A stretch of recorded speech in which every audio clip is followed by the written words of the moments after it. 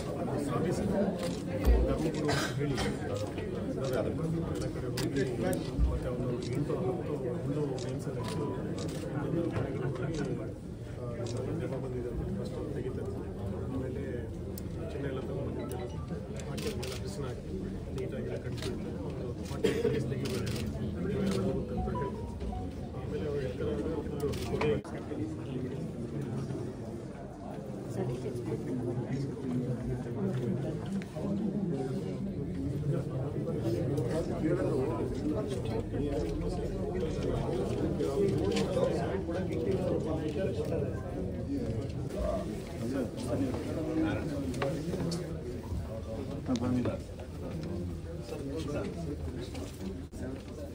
ನಾಗ್ಪುರ್ಗೆ ಹೋಗೋದು sir team ನಾಗ್ಪುರಲ್ಲಿ Nagaraj ಬನ್ನಿ ಹಿಂದೆ ನಾಗರಾಜ್ ಗಾಡಿ ಒಂದು ಸರ್ ಮತ್ತೆ ಇದು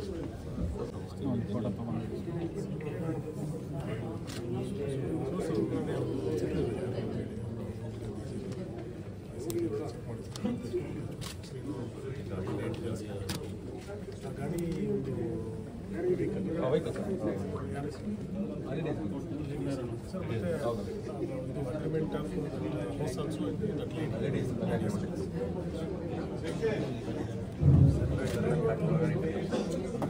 ಜಾಬ್ ಮಾಡ್ಬೋದು ಎಲ್ಲ location so that K S I last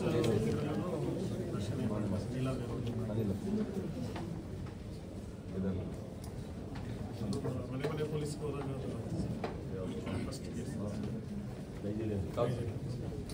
mobile call centre. This is the building, sir. Inside, one floor, sir, and second floor, 2 halls. They have kept the computers, sir. 2020 computer, and this was the meeting, sir. This is the script, sir. How they are supposed to interact with the foreigners, which is their train, sir. These are the light servers, sir, used for the meeting purpose, sir. And this is the. There was no board for the building, sir. When we searched, we got what is the name of the company, sir. These were the ID cards issued to the employees who work there, sir, to log in. Which name? It's in Sideway Solution, sir, technology. Trainee service, they have put it ulta so that their identity should not be issued, sir. These were the scripts how they have to interact, sir.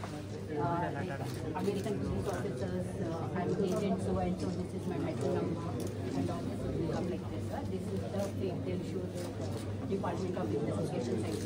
Yes, sir. Yes, sir. Yes, sir. Yeah, what else, sir? This is their arrest warrant, sir. This arrest warrant, sir. And these were the desktops which they had used, sir. Yes, sir. And yes, sir, and 26 mobiles we have seen so far, sir. And other equipments are there, sir, which they have used, sir. Yeah, all of us.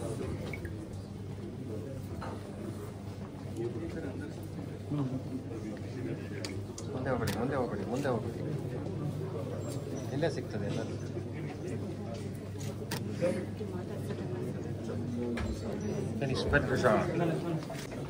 No, sir, our officers who they will be with the Panchama that we will have time.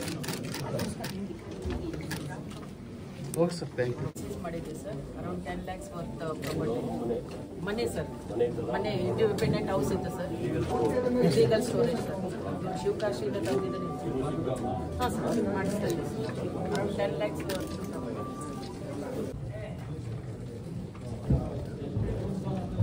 ಇದೆಷ್ಟಿದೆ value ಎಷ್ಟು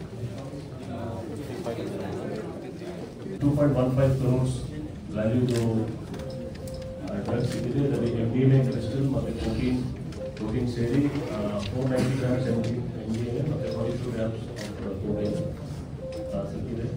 foreign national ಇದರಲ್ಲಿ ಸಿಕ್ಕಿದೆ.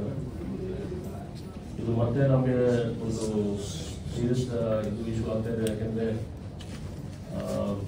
ಕೆಲವು ವಿಷಯದಲ್ಲಿ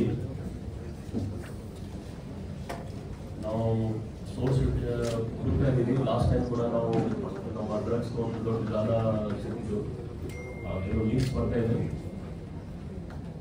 ಪ್ರತಿ ವಾರ ಈ ಥರ ಸಮಸ್ಯೆ ಬರ್ತಾ ಇದೆ. ಅದಕ್ಕೆ ಸೀರಿಯಸ್ ಆಗಿ ನಮ್ಮ ಜಾಯಿಂಟ್ ಕಮಿಷನ್ಸ್ ಹೇಳ್ತೀನಿ, ಡೀಟೇಲ್ ಮೇನ್ ಆಗಿ ಎಲ್ಲಿಂದ ಸೋರ್ಸ್ ಬರ್ತಾ ಇದೆ ಅದನ್ನು ಕಂಡುಹಿಡಬೇಕು. ಮತ್ತು ಬ್ಯಾಂಗ್ಳೂರು ಸಿಟಿಯಲ್ಲಿ ಯಾವ ರೀತಿಯ ಮುಂದೆ ಆಗಬಾರ್ದು ಅಂತ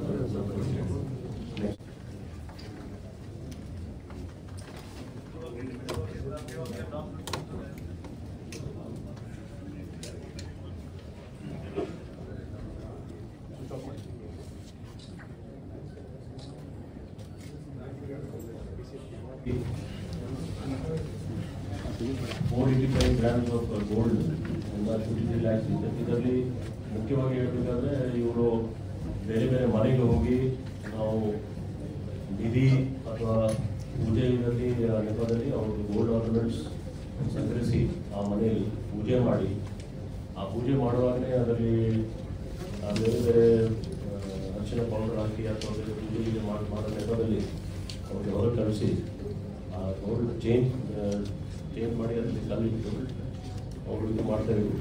ಇದು ಅಷ್ಟು ದೊಡ್ಡ ಪ್ರಮಾಣದಲ್ಲಿ ಇದೆಯಲ್ಲ, ಆದರೆ ಬೇರೆ ಬೇರೆ ಕಡೆ ಹೋದಾಗ 48 days ಆದಮೇಲೆ ನೀವು ತೆಗಿಬೇಕು, ಇಲ್ಲಾಂದರೆ ನಿಮಗೆ ಶಾಪ ಬರ್ತದೆ ಅಂತ ಏನೋ ಹೇಳಿ ಈ ಥರ ಮಾಡಿದ್ದೀರ. ಮತ್ತು ಇಲ್ಲ ಅಫೆನ್ಸ್ ಆದಮೇಲೆ ಅವ್ರು ಬೇರೆ ರಾಜ್ಯಕ್ಕೆ ಹೋಗ್ಬಿಡ್ತಿದ್ರು. 2022 ಇಂದ 24ವರೆಗೆ ಸಾಕಷ್ಟು ಕೇಸಸ್ ರಿಪೋರ್ಟ್ ಆಗಿದೆ. ಆ್ಯಸ್ ಆಫ್ ನಾವು 4 ಕೇಸ್, 2 ಉಳಿಮಾವಳಿ, 1 ಭದ್ರಾವತಿ ಪೊಲೀಸ್ ಸ್ಟೇಷನ್, ಇನ್ನೊಂದು ಬೆಳ್ಳಾರಿ ಜಿಲ್ಲೆಯಲ್ಲಿ ಟೋಟಲ್ 4 ಕೇಸ್ ಪತ್ತೆಯಾಗಿದೆ. ಇನ್ನೂ ಎಕ್ಸ್ಟ್ರಾ ಕೇಸಸ್ ಇದೆ. ಇದರಲ್ಲಿ ಇವರು ಹಳೆ ಒಫೆಂಡರ್ ಮೇಲೆ ಕೆಲವು ಕೇಸಸ್ ಆಲ್ರೆಡಿ 7 ಕೇಸ್ ರಿಜಿಸ್ಟರ್ ಆಗಿದೆ ಇಲ್ಲಿ.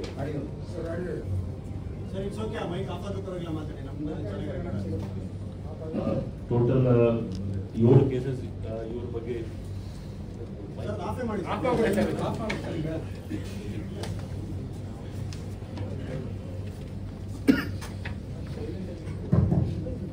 ಟೋಟಲ್ 7 ಕೇಸಸ್ ಇವ್ರ ಮೇಲೆ ಇದೆ. ಆಮೇಲೆ ಇನ್ನು ನಮ್ಮ ಆಂಧ್ರ ನೇಬರಿಂಗ್ ಸ್ಟೇಟ್ಸಲ್ಲಿ ಕೂಡ ಇವ್ರ ಮೇಲೆ ಕೇಸಸ್ ರಿಜಿಸ್ಟರ್ ಆಗಿದೆ. ಇದರಲ್ಲಿ ಭಾಳ ಇಂಟ್ರೆಸ್ಟಿಂಗ್ ಅಂದರೆ ಅವ್ರು ಆ ಮನೆಯಲ್ಲಿ ಎಷ್ಟು ಗೋಲ್ಡ್ ಇತ್ತು ಎಲ್ಲ ಗೋಲ್ಡ್ ತೊಗೊಂಡು ಬಂದು ಆಮೇಲೆ ಪೂಜೆ ಮಾಡಲಿಕ್ಕೆ ಆಗ್ತದೆ. ಸಪೋಸ್ ಅವ್ರಿಗೆ ಅವ್ರ ಲೆಕ್ಕ ಪ್ರಕಾರ ಕಡಿಮೆ ಗೋಲ್ಡ್ ಇದ್ದರೆ ನೀವು ಅಕ್ಕಪಕ್ಕ ಮನೆಯಿಂದ ಕೂಡ ತೊಗೊಂಡು ಇಲ್ಲಿ ಇಟ್ಕೊಳ್ಳಿ, ಆಮೇಲೆ ಬೇಕಾದ್ರೆ ವಾಪಸ್ ಕೊಡಿ ಅಂತ ಆ ಥರ ಮಾಡಿದ್ರು ಅವರು. ಸೊ ಆ ನಿಟ್ಟಿನಲ್ಲಿ ಅವರು ಮೋಸ ಮಾಡಿ ಈ ಥರ ಬೇರೆ ರಾಜ್ಯದಲ್ಲಿ ನಮ್ಮ ಒಬ್ಬ ಅದರಲ್ಲಿ ಯಾವುದೋ ಇನ್ಫಾರ್ಮೇಷನ್ ಆದಾದ ಮೇಲೆ ನಮ್ಮವರು ಹೋಗಿ ನಾಗ್ಪುರಿಂದ ಹಿಡ್ಕೊಂಡು ಬಂದಿದ್ದಾರೆ ನಮ್ಮ ಟೀಮ್ ಅವ್ರು ಬಂದು.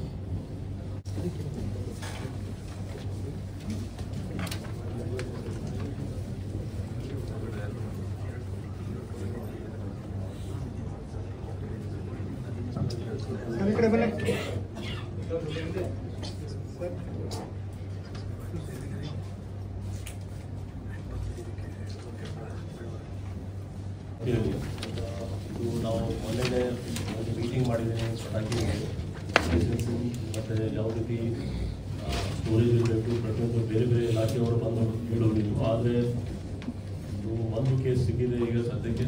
ಇದು ನಮ್ಮೆಲ್ಲ ಪೊಲೀಸ್ ಅವ್ರಿಗೆ ಹೇಳಿದ್ದೀನಿ, ಅಂದಾಜು 10 ಲಕ್ಷ ಪಟಾಕಿ ಇದು ಮನೆಯಲ್ಲಿ ಸ್ಟೋರ್ ಮಾಡಿಕೊಂಡಿದ್ದು. ಭಾಳ ಒಂದು ಸೀರಿಯಸ್ ಇಶ್ಯೂ ಇದೆ. ಹಬ್ಬ ಬರ್ತಾ ಇದೆ, ಎಲ್ಲಿ ಇಟ್ಕೊಳ್ಬೇಕು, ಆ ನಿಗದಿತ ಜಾಗ ಇದೆ, ಸ್ಟೋರ್ಸ್ ಲೈಸೆನ್ಸ್ ಇರಬೇಕು, ಎಕ್ಸ್ಪ್ಲೋಸಿವ್ ಆ್ಯಕ್ಟ್ ಪ್ರಕಾರ ಏನೇನು ಡಿಪಾರ್ಟ್ಮೆಂಟ್ ಕಡೆಯಿಂದ ರೆಗ್ಯುಲೇಷನ್ ಇದೆ ಆ ಫಾಲೋ ಮಾಡಿ ಮಾಡಬೇಕು. ಸೊ ಆ ನಿಟ್ಟಿನಲ್ಲಿ ಒಂದು ಎಚ್ಚರಿಕೆ ಇರುತ್ತೆ, ಎಲ್ಲೆಲ್ಲಿ ಇದ್ದರೆ ಮತ್ತು ಯಾರಿಗೆ ಮಾಹಿತಿ ಬಂದರೆ ಖಂಡಿತ ನಮ್ಮ ಪೊಲೀಸ್ ಅವ್ರಿಗೆ ಹೇಳಿ ನಾವು ರೇಡ್ ಮಾಡ್ತೀವಿ. ಇನಿಷಿಯಲ್ ರೇಟ್ ಆಗಿದೆ.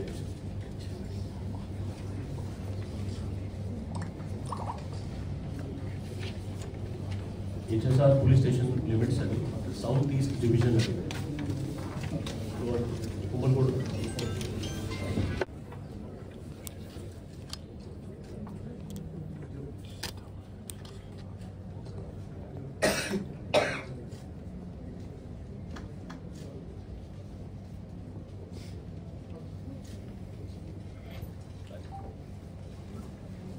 ಒಂದು ಟೋಟಲ್ 16 ಜನ ಅವರಿಗೆ ಅರೆಸ್ಟ್ ಮಾಡಿದ್ದಾರೆ. ಇವರು 16 ಜನ ಅವರು ಒಂದು ಕಾಲ್ ಸೆಂಟರ್ಲಿ ಕೆಲಸ ಮಾಡ್ತಿದ್ರು. ಕಾಲ್ ಸೆಂಟರ್ದು ಆಫೀಸ್ ಇದೆ HSR ಪೊಲೀಸ್ ಸ್ಟೇಷನ್ ವ್ಯಾಪ್ತಿಯಲ್ಲಿ. ಆ ಕಾಲ್ ಸೆಂಟರ್ದು ಯಾವುದು ಬೋರ್ಡ್ ಇಲ್ಲ, ಇದು ನೇಮ್ ಪ್ಲೇಟ್ ಏನು ಯಾವುದೂ ಇಲ್ಲ. ಆದರೆ ಸೈಬಿಟ್ಸ್ ಅಂತ ಸೊಲ್ಯೂಷನ್ ಪ್ರೈವೇಟ್ ಲಿಮಿಟೆಡ್ ಹೆಸರಲ್ಲಿ ಅವರು ಎಂಪ್ಲಾಯೀಸ್ ಅವರು ಕೆಲಸ ಮಾಡ್ತಿದ್ರು. ಇದರಲ್ಲಿ ಫಸ್ಟ್ ಮತ್ತು ಸೆಕೆಂಡ್ ಫ್ಲೋರ್ ಅಲ್ಲಿ ಆಫೀಸ್ ಅವ್ರದ್ದು ಇತ್ತು. ಡೈಲಿ ಸಾಯಂಕಾಲ ಅವರು ಎಲ್ಲ ಎಂಪ್ಲಾಯೀಸ್ ಅವ್ರು ಬಂದು ಆ ಮೇನ್ ಗೇಟ್ ಆಮೇಲೆ ಬಂದ್ ಆಗ್ತಿದ್ರು. ಊಟ ಮತ್ತು ಎಲ್ಲ ವ್ಯವಸ್ಥೆ ಅಲ್ಲೇ ಇತ್ತು ಅವ್ರದ್ದು. ಆ್ಯಂಡ್ ಬೆಳಿಗ್ಗೆ ತನಕ ಅವರು ಕೆಲಸ ಮಾಡ್ತಿದ್ರು. ನಮ್ಮದು ಕೆಲವು ಮಾಹಿತಿ ಆಧಾರ ಮೇಲೆ ನಾವು ರೇಟ್ ಮಾಡುವಾಗ ಇದು ಒಂದು ಡಿಜಿಟಲ್ ಅರೆಸ್ಟು ಒಂದು ಪ್ರಕರಣ ಇದೆ. ಆದರೆ ಇದು ರಿವರ್ಸ್ ನಾವು ಹೇಳ್ಬೋದು. ಇಲ್ಲಿಂದ ಕೂತ್ಕೊಂಡು US, ಕೆನಡಾ ಮತ್ತು ಇನ್ನಿತರ ಬೇರೆ ಬೇರೆ ಕಂಟ್ರೀಸ್ ಪ್ರಜೆಯವ್ರಿಗೆ ಅವರು ಡಿಜಿಟಲ್ ಅರೆಸ್ಟಲ್ಲಿ ಸೈಬರ್ ಫ್ರಾಡಲ್ಲಿ ಶಾಮೀಲಾಗಿದ್ರು. ಸಂಬಂಧಪಟ್ಟ ನಮಗೆ ಕೆಲವು ಡಾಕ್ಯುಮೆಂಟ್ಸ್ ಸಿಕ್ಕಿದೆ. ಆ ಡಾಕ್ಯುಮೆಂಟ್ಸ್ ಆಧಾರದ ಮೇಲೆ ನಾವು ಇದು ಇನ್ವೆಸ್ಟಿಗೇಟ್ ಮಾಡ್ತಾ ಇದ್ದೀವಿ. ಇದರಲ್ಲಿ 2 ಮನೆ ಕೂಡ ರೇಡ್ ಆಗಿದೆ. ಆ ರೇಡ್ ಮನೆಯಲ್ಲಿ ಪಿ ಜಿ ಆಗಿ ಅವ್ರು ಇಟ್ಕೊಂಡಿದ್ರು. PG ಆಗಿ ನೋಡಿ ಏನೋ ಡಿಸ್ಪ್ಲೇ ಇದೆ, ಅದು ಅವ್ರದ್ದು ಆಫೀಸ್ ಪ್ರಿಮಿಸಸ್ ಇದೆ. ಯಾವುದು ಅದರಲ್ಲಿ ಹೆಸರು ಇಲ್ಲ, ಮೇಲೆದು ಎಲ್ಲ ಗ್ರೌಂಡ್ ಇಲ್ಲ, ಮೇಲೆದು. ಆಮೇಲೆ ಅಲ್ಲಿ ನಾವು ಸುಮಾರು ಮಾನಿಟರ್ಸ್, CPUs, ಕೀಬೋರ್ಡ್ಸ್ ಮತ್ತು ಬೇರೆ ಬೇರೆ ಇಕ್ವಿಪ್ಮೆಂಟ್ಸ್ ನಾವು ಅಲ್ಲಿ ರಿಕವರಿ ಮಾಡಿದ್ದೀವಿ. ಅಲ್ಲಿ 25 ಮೊಬೈಲ್ ಫೋನ್ಸ್ ಕೂಡ ಇದೆ. ಇವರೆಲ್ಲ ಬೇರೆ ಬೇರೆ ಸ್ಟೇಟ್ ಅವರು, ಕೆಲವರು ಮಹಾರಾಷ್ಟ್ರ, ಮೇಘಾಲಯ, ಒಡಿಶಾ, ಮಧ್ಯಪ್ರದೇಶ್, ವೆಸ್ಟ್ ಬೆಂಗಾಲ್ ಮತ್ತು ಗುಜರಾತ್ ಅವರೆಲ್ಲ ಇರ್ತಾರೆ. ಅವ್ರಿಗೆ 22,000 ಮಾತ್ರ ಸಂಬಳ ಸಿಗ್ತಿತ್ತು. ಆದರೆ ನಮ್ಮ ಈಗ ಮಾಹಿತಿ ಪ್ರಕಾರ ಅವ್ರಿಗೆ ಕ್ಯಾಶಲ್ಲಿ ಎಕ್ಸ್ಟ್ರಾ ಕಮಿಷನ್ ಆಧಾರ ಮೇಲೆ ದುಡ್ಡು ಬರ್ತಿತ್ತು.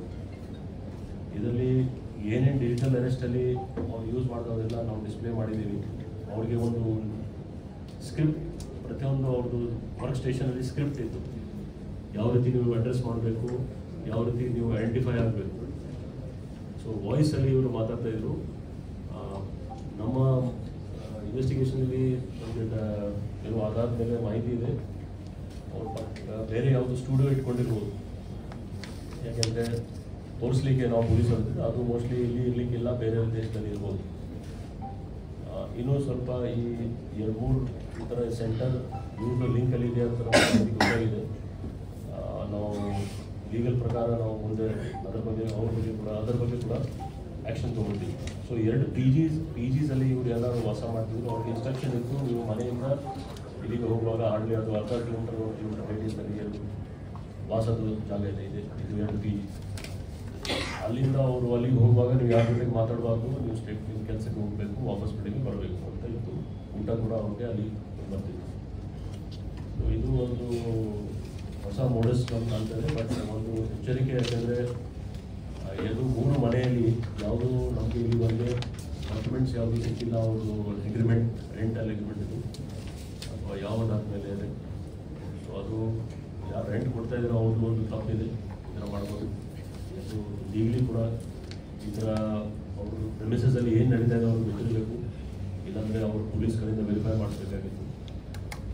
ಇವತ್ತು ಅವರು ಆಲ್ರೆಡಿ ಅವ್ರಿಗೆ ಪೊಲೀಸ್ ಕಸ್ಟಡಿ ತೊಗೊಳ್ತಾ ಇದ್ರು. ಪೊಲೀಸ್ ಕಸ್ಟಡಿ ತೊಗೊಂಡಾದ್ಮೇಲೆ ಇವರು ಫರ್ದರ್ ಇನ್ವೆಸ್ಟಿಗೇಷನ್ ನಾವು ಮಾಡ್ತೀವಿ. ಆ ಏರಿಯಾದಲ್ಲಿ ಇವರು ಈ ಥರ ಯಾರು ಮಾಡ್ತಾ ಇದ್ದೋ ಅವ್ರ ಬಗ್ಗೆ ಕೂಡ ಕ್ರಮ ತಗೊಳ್ತೀವಿ.